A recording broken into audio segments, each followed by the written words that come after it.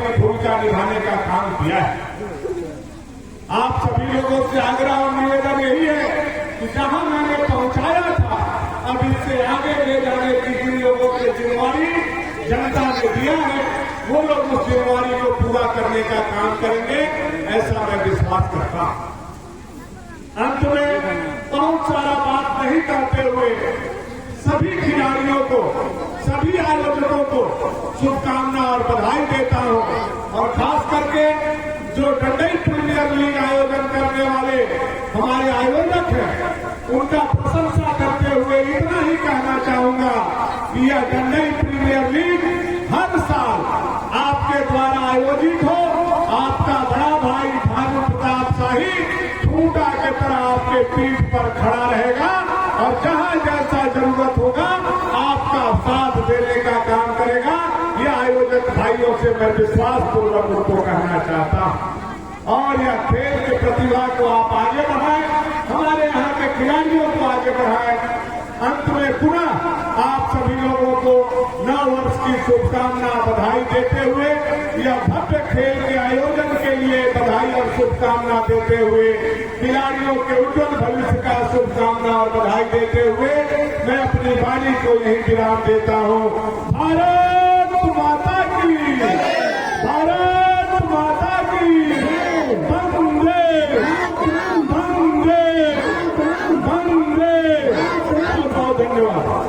निभाने वाले हमारे सम्मानित रेफरी, और इतनी ठंड में भी इतनी संख्या में उपस्थित क्रिकेट के खेल प्रेमी डंडई के हमारे सभी सम्मानित नौजवान दोस्तों, सबसे पहले नए वर्ष की ढेर सारी शुभकामना, बधाई।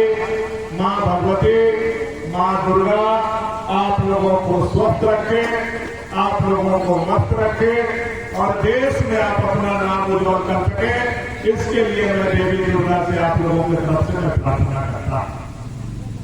साल के शुरुआत में एक अच्छा निर्णय लेते हुए यहाँ नवयुवक संघ डंडई के द्वारा जो डंडई प्रीमियर लीग क्रिकेट मैच कराया जा रहा है, मैं कमेटी के सभी सम्मानित साथियों को इसके लिए अपनी ओर से और अपनी पार्टी की ओर से बहुत बहुत बधाई और शुभकामना देना चाहता हूं। आपने एक अच्छा निर्णय लेते हुए इस सुदूरवर्ती प्रखंड डंडई में खेल की प्रतिभा को समझते हुए नौजवानों के उत्साह बढ़ाने के लिए जो खेल का आयोजन किया है, यह काबिले तारीफ है।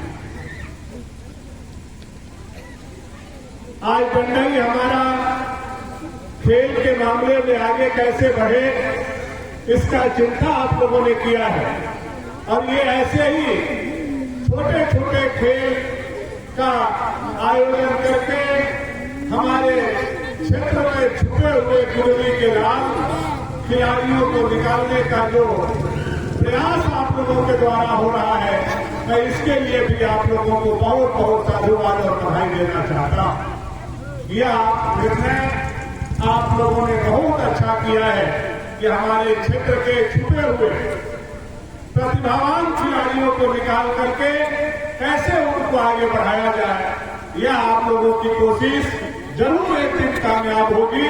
और डंडई का बेटा जो आज किसान विद्यालय के मैदान पर, किसान विद्यालय के पीठ पर खेल रहा है, वह दिन दूर नहीं होगा जब वह तन्मयता के साथ खेल खेलते हुए अपना डिस्ट्रिक्ट और अपने झारखंड राज्य के लिए खेलते हुए एक न एक दिन अपने देश के लिए खेल करके डंडई का मान सम्मान बढ़ाएगा।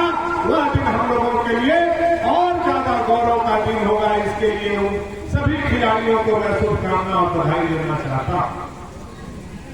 आज खेल या क्रिकेट का आप जानते हैं, विश्व में 2 महादेश यूरोप और एशिया का सबसे लोकप्रिय खेल आज हमारा क्रिकेट है, और यूरोप और एशिया में भी सबसे ज्यादा जहां पसंदीदा यह खेल माना जाता है वह हमारा हिंदुस्तान है, जहां सबसे अधिक दर्शक किसी एक खेल के प्रेमी हैं तो वह हमारा क्रिकेट है।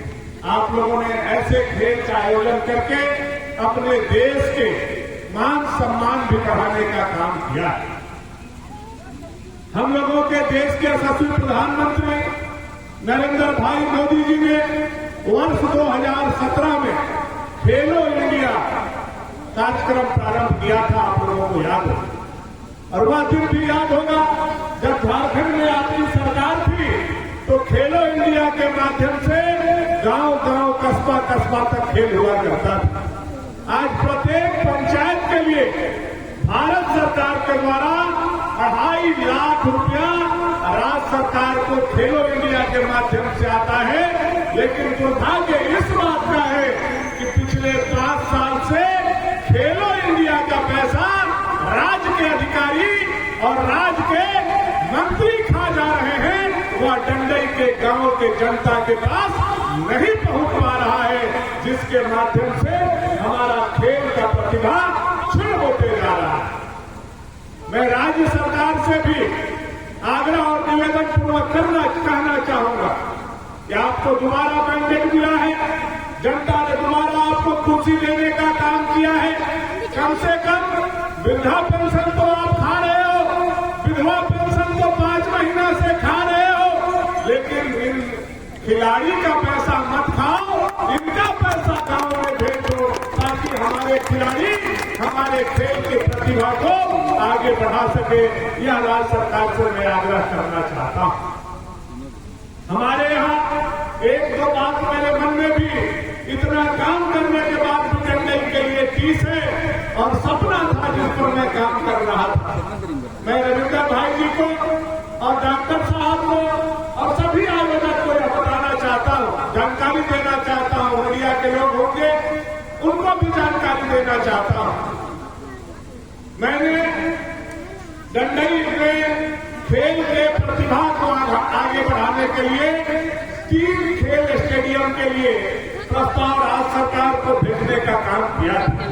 उसका जमीन ब्यौरा और जिला से अनुमोदन करके भी वो राज्य सरकार के पास पड़ा हुआ है, जिसमें एक स्टेडियम लगभग 80 लाख रुपया का या किसान उच्च विद्यालय में, एक स्टेडियम 10+2 जलही में और 3 करोड़ 80 लाख रुपया के लागत से बनने वाला राणो मैदान में भी भव्य स्टेडियम के निर्माण के लिए राज्य सरकार का प्रस्ताव मैंने देने का काम किया था, जो अब सरकार बदलने के बाद इनकी जिम्मेवारी है कि ये तीनों स्टेडियम बन करके हमारे यहाँ के खिलाड़ियों को सुविधा मुहैया हो।